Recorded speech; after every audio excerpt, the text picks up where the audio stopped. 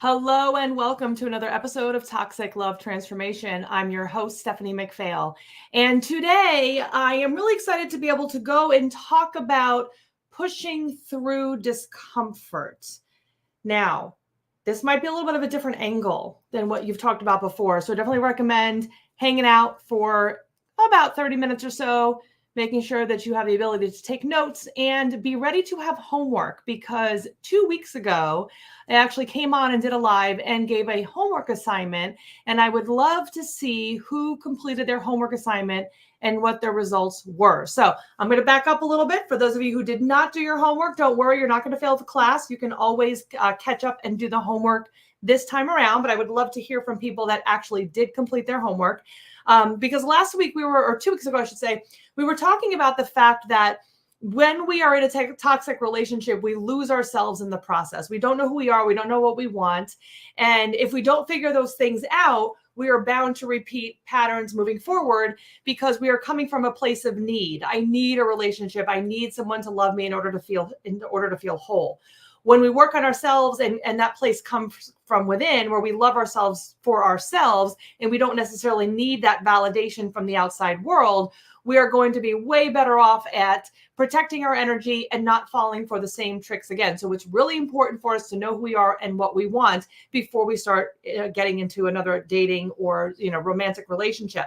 So what the homework was to come up with a list of 10 things that you've ever been interested in doing.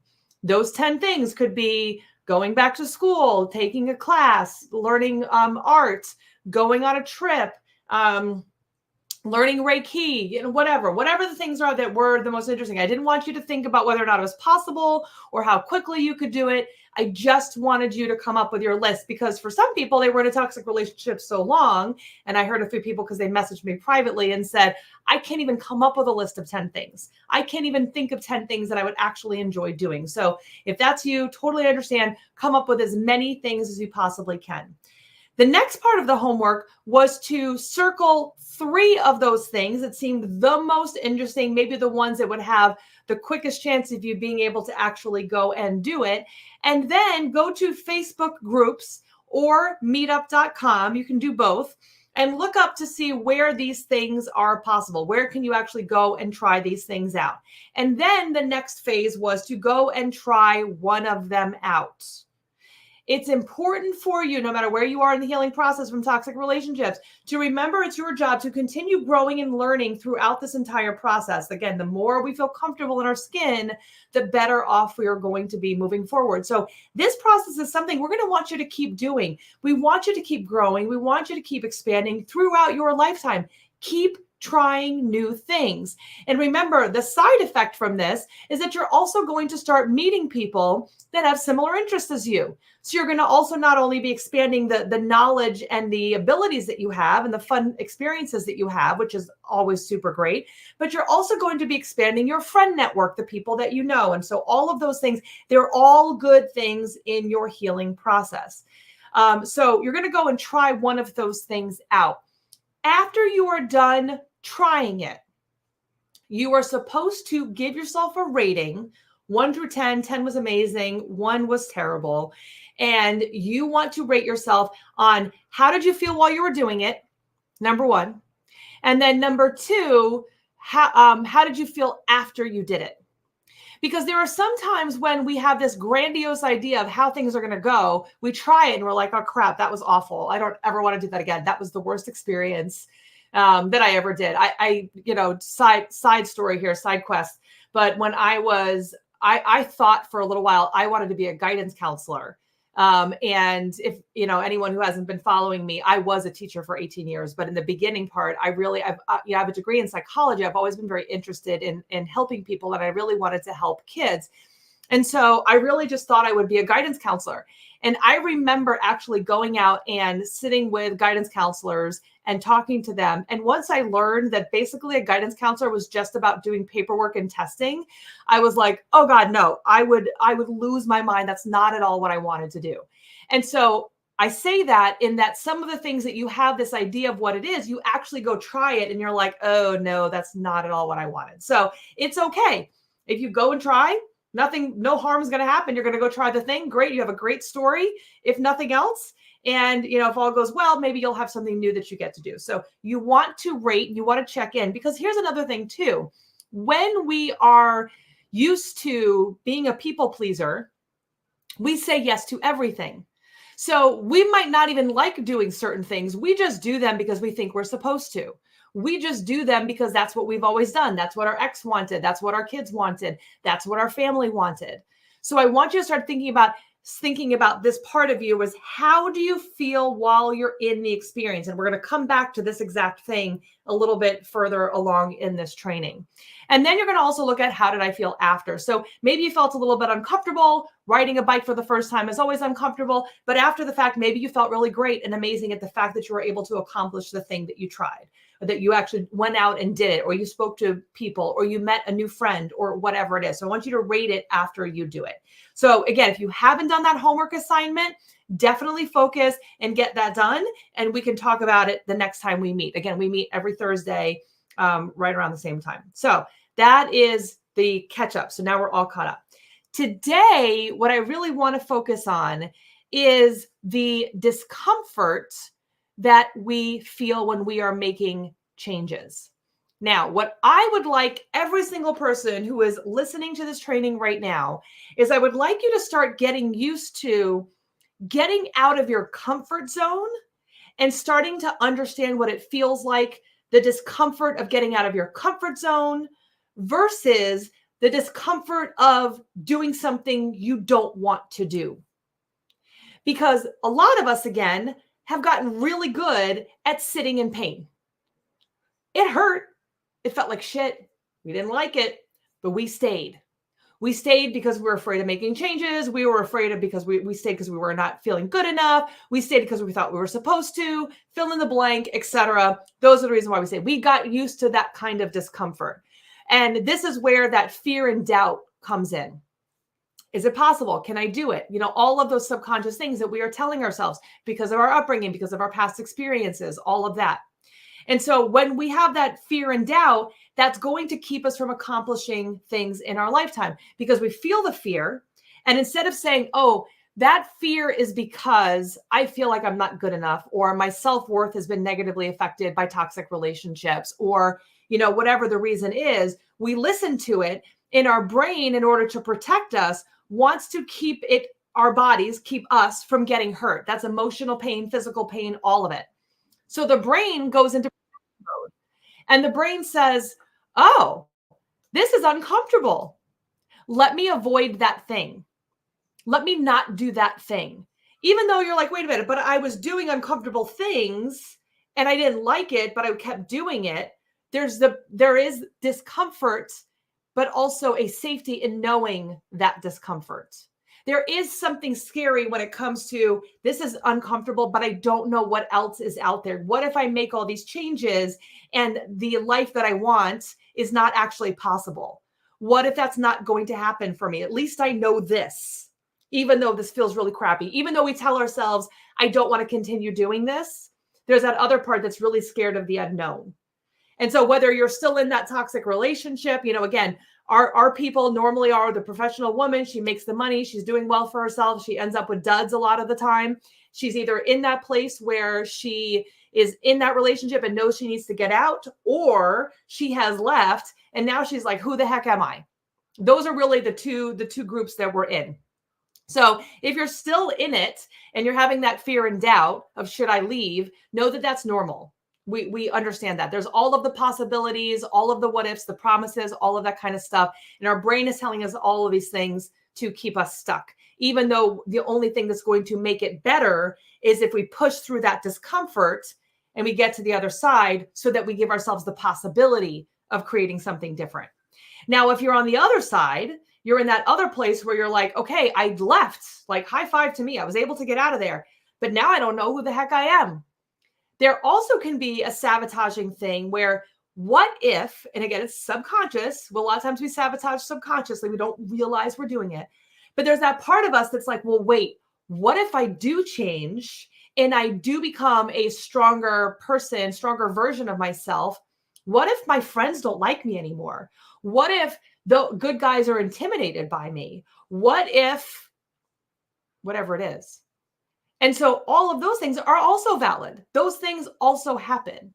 But I'll tell you that I want to remind you that the boys will also always be intimidated. I can't even talk. The boys will always be intimidated by the strong, powerful woman. You will never be the right person for the wrong person. You can try to maneuver yourself into any box that you want. You're not going to be the right fit for that person. There's a reason why things didn't work out with that person you were with or any of the other people, because there is better out there, but we have to believe in ourselves that it's possible. So here's some of the things that I'm going to share. We actually do this with clients every single week. And we have a meeting every single week with our group clients. And every Monday we do the wins of the week. And the wins of the week is to be able to celebrate the things that we have accomplished in the week or since the last time that we've met.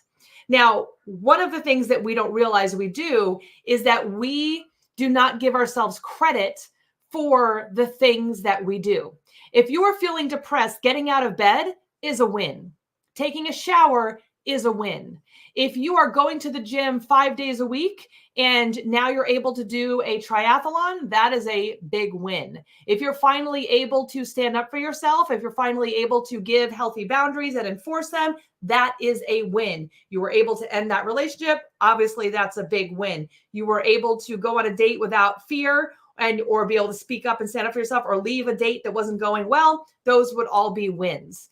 So we want to start practicing those wins. And here is why.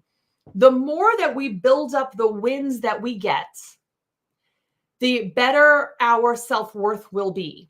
Because of all of the times that we told ourselves we weren't going to do this anymore, and we did it anyway, our brain stopped believing us. So we find that a lot of women have confidence, but their self-worth and self-esteem is low. So we've got to rebuild that self-worth and that self-confidence so that it can match your self-esteem, and then also attract healthier people into your life. Because the main goal with all of this is to make ourselves feel happy, feel good, no matter what happens, whether we're single or in a relationship. But if we are in a relationship, to find someone who's going to be a good fit for us, where we're not trying to turn into something else to, make them like us.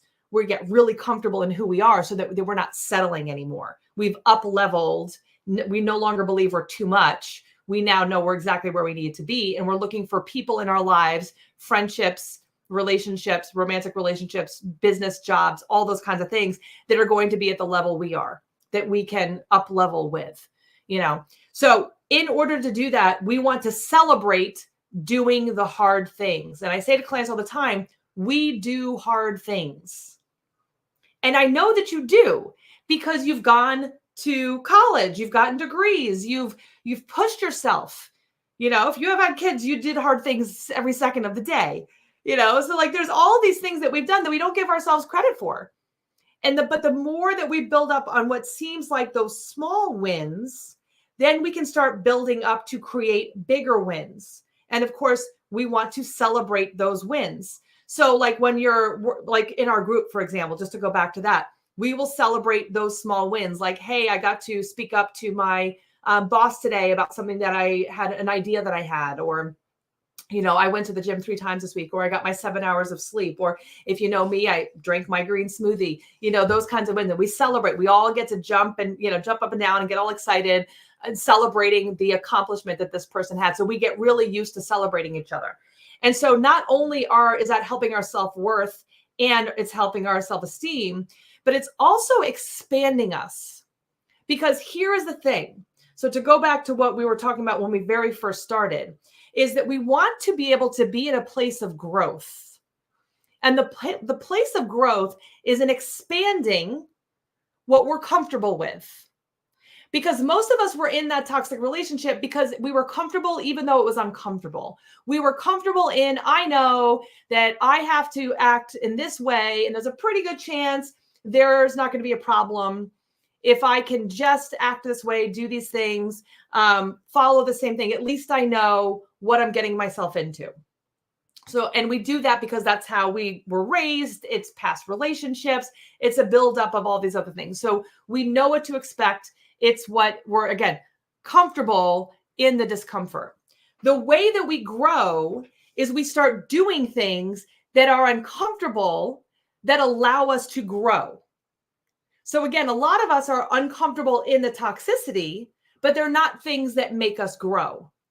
We want to get focused on doing the things that make us uncomfortable that allow us to grow. So if it's uncomfortable, and I'll share, we had a client of ours. She was like, I had her basically do the assignment that I gave you earlier. Of course, we go into more detail, but for right now, imagine going through that assignment that I had about picking the 10 things, going and trying it out. So one of our clients said, hey, I don't know, I'm an introvert. I don't really know about going and trying all these things, being by myself, not knowing anybody, being the only one. That's really uncomfortable for me. And I said, okay, I get it, but you're going to do it anyway. And she was like, wait, what? I'm going to go and like talk to people and like put on my extrovert hat. Like I'm an introvert. That's not what I do. I want to just stay home and I don't want to do that. And I said, well, if you really are looking to heal, then we need to focus on doing those things. Because if we don't, then we're going to end up in the same place. Because here's what happens. If we are alone, then what are we very often? We're lonely. We're lonely. And what do you do when you're lonely? It's like going to the supermarket when you're hungry. What do we do if we go to the supermarket when we're hungry? I did this yesterday.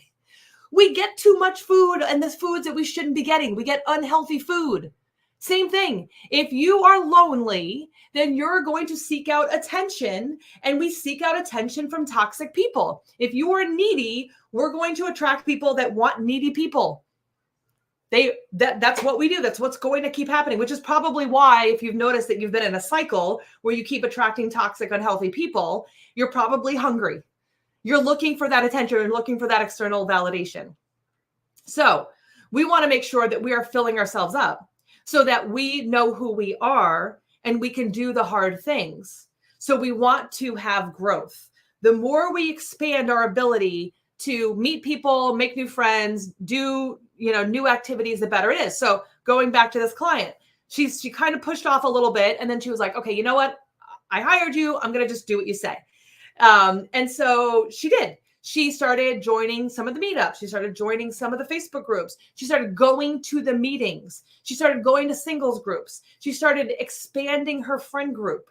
She started to get to know different people. She tried different things that she had never tried before. She let go of some of the things she had done in her past life and found new versions or other things to do in this new life that she was creating for herself.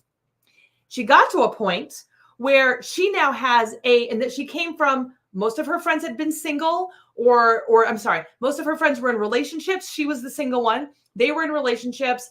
They, had families. They had their own stuff going on. They really didn't have time for her. She was lonely. She went from there to being still single, but now she had an active social life. She had a whole bunch of people that she could reach out to, and she had a lot of really fun activities that she could fill up her plate and do fun and exciting things.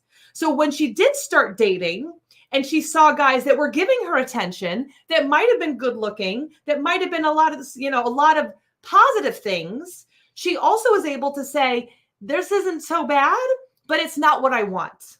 I can end this and not continue down this road with this person that's not going to be the right fit for me, because I don't like there's certain things that are not going to fit with me. This person is not the right fit for me. So I'm going to end this relationship. She was able to do that because she wasn't afraid of ending the relationship and having nobody. She wasn't afraid of ending the relationship and being alone or being lonely. She can end that relationship and go and continue, because that's another thing too. We don't want to get into a relationship and then have our whole world be that relationship. We still have to have our friend group. So she was able to end that relationship and continue to still keep doing the amazing things that she was doing with all the people that she had created a new life with, a community with. And that's really what we want you to do. We want you to get used to expanding and feeling the discomfort of doing the hard things that help you to grow instead of doing the hard things that keep you stuck. Because the keeping you stuck is going to keep you repeating the same patterns moving forward in new relationships. Doing the hard things that are uncomfortable, that how you grow, will make it so that you might still feel a little weird, but you're still going to do it. Speak up for yourself. Have those healthy boundaries. Leave a relationship when you see the red flags instead of waiting around to see if maybe you can change or fix them. Or maybe you were wrong and it's your problem, or whatever we say to ourselves. If we can get used to having those hard conversations, really growing that life that we are happy and excited about, so that we can do the hard things and know we're going to be okay. We're not going to be abandoned and alone forever.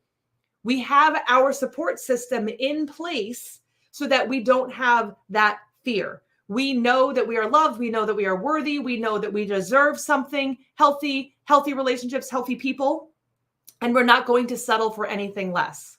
But until we start growing and getting used to getting uncomfortable, we're not going to get there.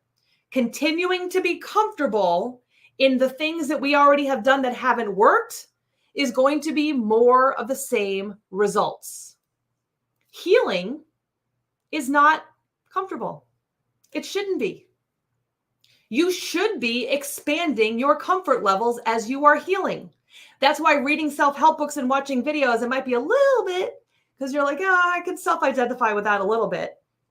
But the real work comes from being like, ooh, wow, that was okay. I just had a big aha moment and I'm pushing through and this is a little bit uncomfortable, but I know I need to do this in order to heal. That's where the healing happens. And so, and again, that's why accountability and support and all that kind of stuff is so important, because what we're going to do on our own is going to be very different because of our thinking, and our comfort levels is going to be very different than whatever it is from getting outside support and getting that accountability and all of that. But again, it's about expanding comfort levels in the ways that will help us to grow instead of sitting in the discomfort of what keeps us stuck. So that's really the biggest thing that I wanted to share with you today is we've gotten used to feeling uncomfortable. We have. It has not been the things that will help us in a positive way. We want to stop being uncomfortable in things that do not suit us. You don't have to say yes to everyone and be the people pleaser because that's what you've always done. Because I bet you that if you're honest with yourself, that is uncomfortable. As much as we're like, I love helping people and I love making everybody else happy. If we have no boundaries, then we're not going to end up happy because we're going to say yes to everything. We're going to be exhausted. And chances are pretty good, we're going to start to feel resentful to the people who keep asking us to do things, even though we're not the ones saying no. They keep asking us because we keep saying yes. If we don't have boundaries, and if we can say no, hey, I can't do that thing, and we're able to have that discomfort of saying it, we can end that issue right there instead of being uncomfortable after we say yes, and then continuing to feel uncomfortable because we're now doing something we don't want to do. So we're just shifting and changing the way we look at our comfort zones. So hopefully that was helpful for everybody. Really important part, really important piece of that healing. And, and again, change doesn't happen in our comfort zone. We have to get out of our own way in order to get the healing and create the changes that we want. If we were able to change with no discomfort at all, that would be great. Great magical wand. That would be wonderful. But that's not going to happen. We're going to have to get raw and real and be honest with ourselves, get into those deep areas that we've been avoiding for a really long time, do the hard things so that we can cross that off the list. So now we can up level to do other things in our lives. And then once you keep expanding, you're like, okay, now setting a boundary is easy. It's not the hard thing anymore. Now I'm going to look at some of the other hard things I'm going to do. Well, maybe now's the time to start a business because now I have more energy because I'm not using up all my energy on this toxic person or not speaking up for myself or people pleasing or all those other things because now I have the energy to do this. Now I also have a full plate of wonderful people that are my support system. I don't have to worry about finding that relationship because I have other people. I know that I'm not going to be lonely. I'm not unworthy of love. We know that for ourselves. And so we're not going to seek it out from somebody else. Nice to have it, but we don't need it in order to feel worthy and in order to feel loved. So on that note, I really hope that you go and you do the homework. If you didn't do it from 2 weeks ago, I gave a little extra time, but I know some of you might not have been able to see that training. So hopefully you can get that homework done this time. And I want you to really start paying attention. This will be your next part of the homework, is start paying attention to where you are avoiding uncomfortable things. And look at how you feel about avoiding those uncomfortable things. And I'll just put you'll get a little extra gold star if you do it. Start doing the things that are uncomfortable that you know you need to do. Having the boundaries, saying no, giving yourself the opportunity to do the hard work so that you can actually create the life that you want. And of course, we're here to help you through all of that. So you can always send a private message. You can always send a text message to 631-317-4027. Or you can go over to beinglovedshouldn'thurt.com/links, and you can grab our resources there or book a call right there. So on that note, I hope that was helpful for everyone. I can't wait to hear your results and how things are going as you're going through these different processes. All of these are important. They will all help you to get to the place that you want of healing, of freedom, of creating a life that you're excited to wake up to every day, whether or not you're in a relationship or not. All right. So on that note, thank you everybody for tuning in. Really appreciate you. Always great spending time with you. And never forget, you are way stronger than you realize. See you next episode. Bye.